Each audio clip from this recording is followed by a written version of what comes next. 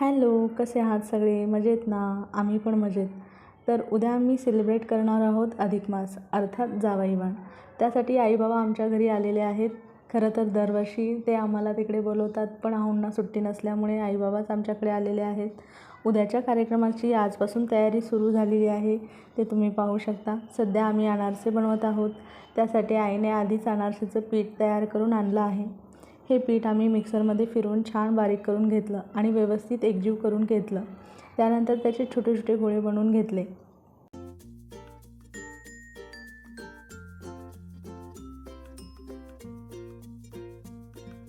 इकडे आई प्रेमाने अनारसे बनवत आहे. तोपर्यंत मी कढईमध्ये तेल गरम करायला ठेवलं आहे. तेल व्यवस्थित गरम झाल्यानंतर एक एक अनारसा अलगद तेलात सोडून तळून घेतला.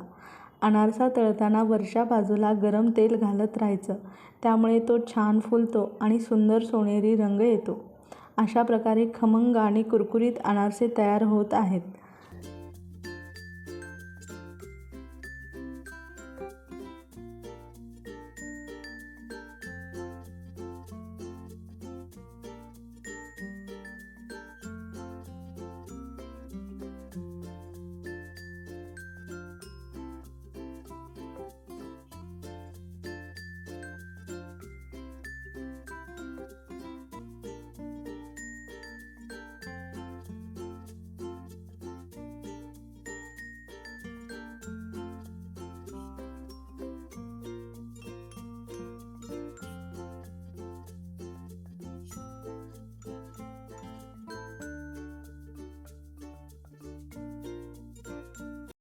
अनारसे तयार झाल्यानंतर सर्वात आधी परंपरेनुसार पहिले 5 अनारसे देवाला नैवेद्य म्हणून दाखवले. त्यानंतर आहोंना आणि बाबांना टेस्ट करण्यासाठी दिले. आईच्या हातचे खमंग अनारसे खाऊन दोघांनाही खूप छान वाटलं.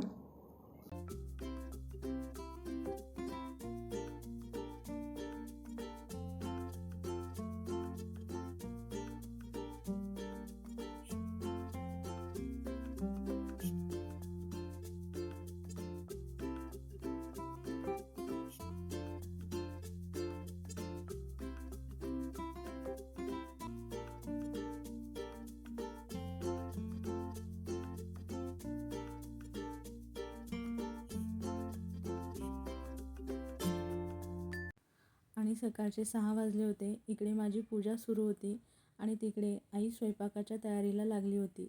मी वरची सगळी कामं आवरत होते आणि आई एकटीच पूर्ण स्वयंपाकाची तयारी करत होती. तोपर्यंत बाबा आणि आहोंनी सजावटीसाठी लागणारे सगळे साहित्य आणले. त्यात फुले, सफरचंद, आंबे, चिक्कू, सोनपापडी, मिठाई, नारळ, आहोंसाठी कपडे, साडी आणि पूजेसाठी लागणारे सर्व साहित्य त्यात होते. इथे आईचं आमच्यासाठी पुरणपोळी, आंब्याचा रस, वरण-भात, जोडगव्हाची खीर, बटाट्याची भाजी, भजी, पापड असं सगळं बनवायचं चाललं होतं.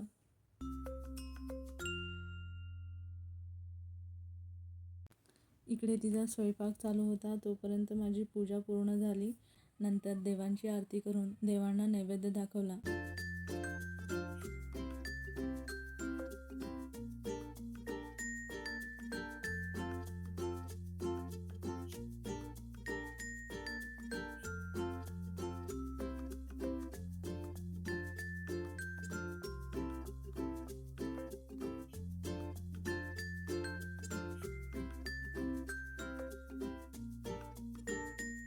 नेहमीप्रमाणे मी तुळशीसमोर सुंदर रांगोळी काढली. तुळशीला धूप, दीप, हळद-कुंकू वाहून तिची मनोभावे पूजा केली. खरं सांगायचं तर पूजा केल्यानंतर तुळस नेहमीपेक्षा जास्तच खुलून दिसते, असा माझा वैयक्तिक अनुभव आहे. त्यानंतर आईने तुळशीला देखील नैवेद्य दाखवला आणि मग समर्थांनाही नैवेद्य अर्पण केला. हे सगळं होईपर्यंत सकाळचे 10 वाजले होते. इकडे आमच्या दोघांच्या जेवणासाठी आईने खूप सुंदर अशी व्यवस्था करून ठेवली होती. आधी आईने हळदी-कुंकू लावून आमच्या दोघांचं औक्षण केलं आणि मग प्रेमाने दोघांना जेवायला वाढलं.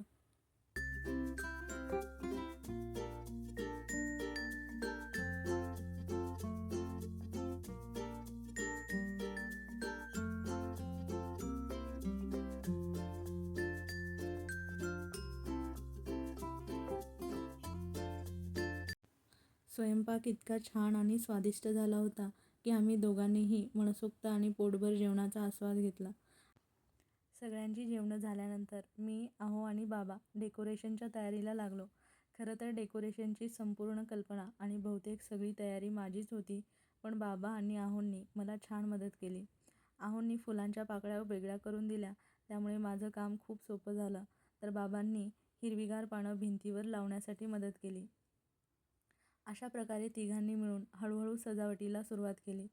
साध्या साध्या वस्तू वापरून सुंदर सजावट करण्याचा माझा प्रयत्न होता. संपूर्ण वॉल डेकोरेशन पूर्ण झाल्यानंतर ते काहीसं असं दिसत होतं.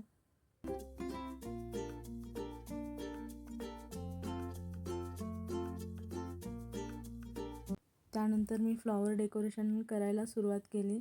मला हवं तसं डिझाईन मी ठरवलं होतं आणि त्यात हव्या त्या कलरचे पाकळ्या मी टाकत होते.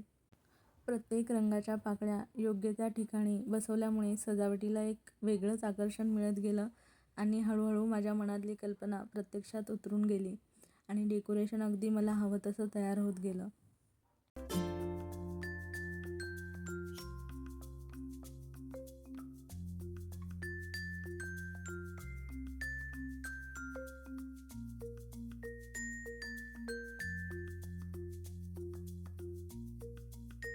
या कार्यक्रमाबद्दल ज्यांना माहिती नसेल त्यांच्यासाठी थोडक्यात सांगते.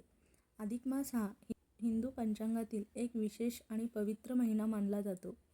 या महिन्याला पुरुषोत्तम मास असेही म्हटले जाते. या काळात पूजा, जप, दानधर्म आणि धार्मिक कार्यांना विशेष महत्त्व असते. अधिक मासात विवाहित मुलीला माहेरी बोलवून तिचा सन्मान केला जातो. जावयाचाही आदर सत्कार केला जातो. याच परंपरेचा एक भाग म्हणजे दोंडेदान. या विधीमध्ये मुलगी आणि जावयाला प्रेमाने भेटवस्तू, फळे, धान्य, मिठाई किंवा इतर शुभवस्तू दान स्वरूपात दिल्या जातात. यामागचा मुख्य उद्देश म्हणजे मुलगी जावयाप्रती प्रेम, आदर, आशीर्वाद व्यक्त करणे, तसेच कुटुंबातील नातेसंबंध अधिक दृढ करणे हा असतो.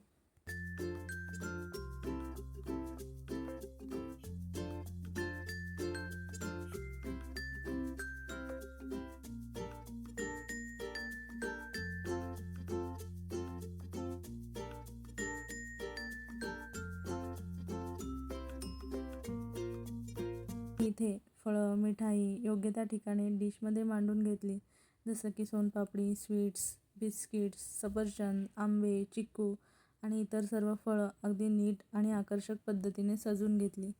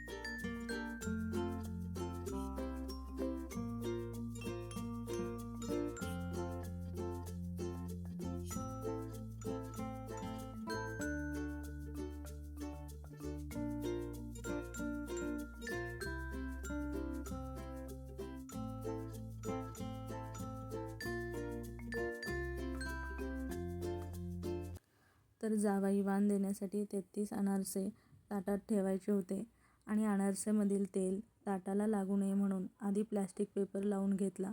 यानंतर 33 अनारसे अगदी सुंदर पद्धतीने ताटात मांडून घेतले आणि आईने त्यामध्ये दिवे लावून ठेवले. हे सगळं व्यवस्थित सजवून योग्य त्या ठिकाणी ठेवून दिलं.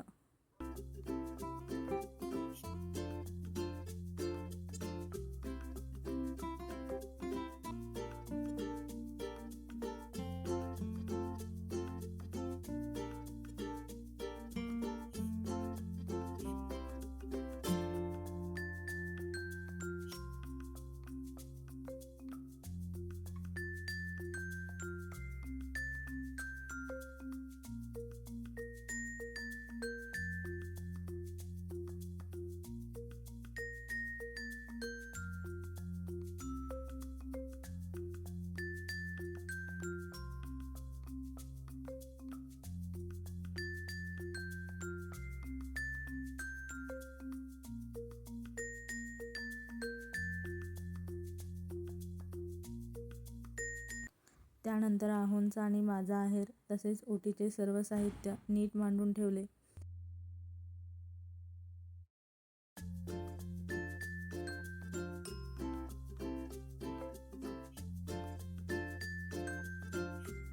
आणि शेवटी धोंडेदानासाठी आई आणि बाबांनी आणलेलं साहित्यही त्याच्या योग्य ठिकाणी ठेवून दिलं.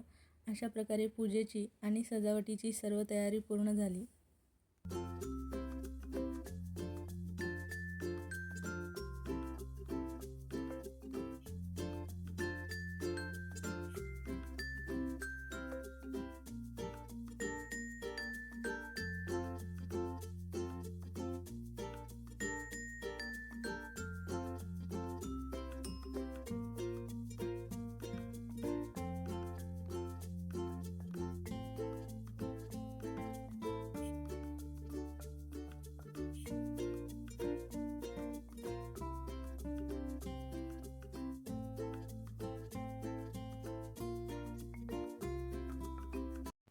त्याचबरोबर मला आईची ओटीही भरायची होती, त्यामुळे तिच्यासाठीही खास अशी छोटीशी सजावट करून घेतली. आईची ओटी भरताना सगळं काही सुंदर आणि नीटनेटकं दिसावं म्हणून फुलं, फळं आणि इतर साहित्य आकर्षक पद्धतीने मांडून ठेवलं. आईसाठी हा क्षण खास असावा अशी माझी इच्छा होती, त्यामुळे मनापासून ही तयारी केली. आणि हे बघा, संपूर्ण डेकोरेशन पूर्ण झाल्यानंतर हे काहीसं असं दिसत होतं.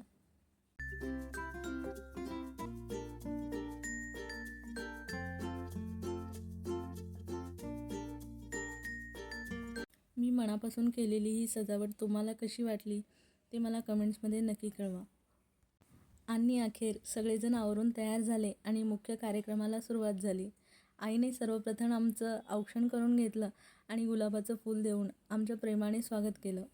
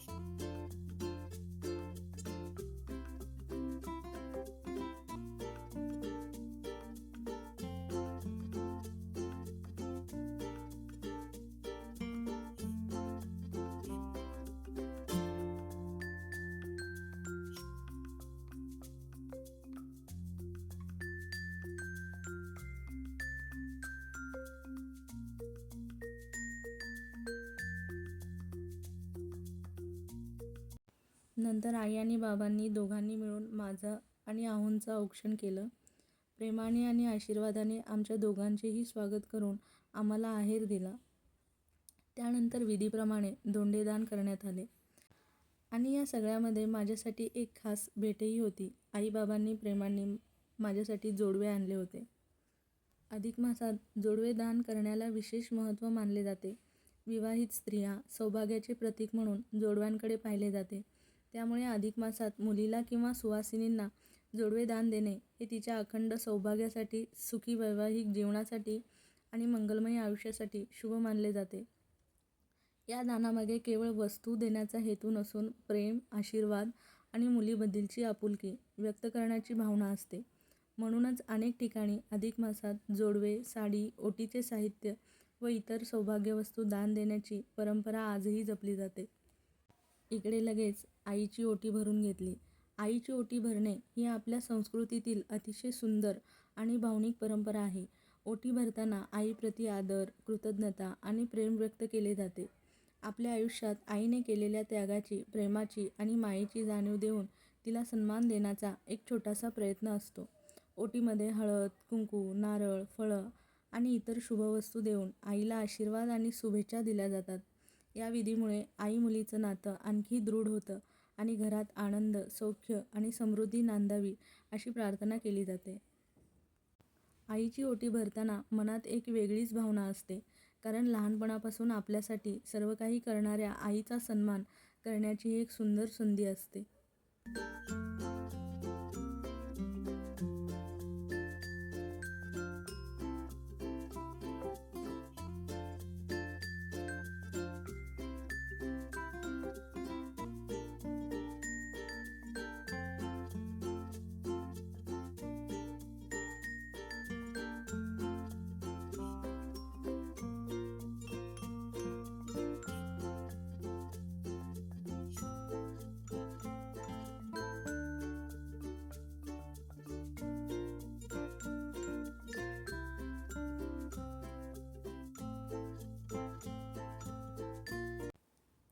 कार्यक्रम झाल्यानंतर मी आईसोबत 1-2 रील्स शूट केल्या.